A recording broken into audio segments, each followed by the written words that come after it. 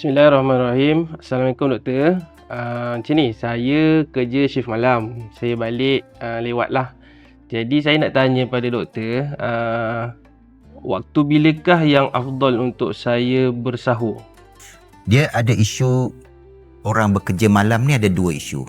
Iaitu satu ialah berbuka puasa dan satu lagi ialah bersahur. Kalau dia masuk kerja pukul 7, sekarang ni maghrib lebih kurang 7.30, bilakah waktu dia boleh berbuka puasa?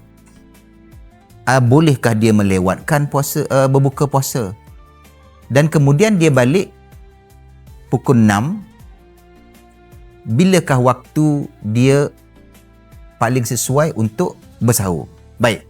Satu, makruh melewatkan berbuka puasa.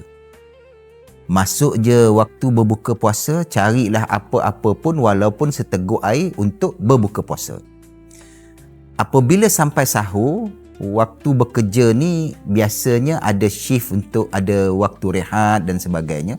Kalaulah sekiranya waktu rehat itu pada pukul 2 pagi, maka bersahurlah pada pukul 2 pagi itu. Ya, kalau sekiranya ada beberapa syarikat kilang-kilang yang membenarkan berehat pada pukul 4, pukul sejam sebelum subuh, maka itulah waktu kita bersahur.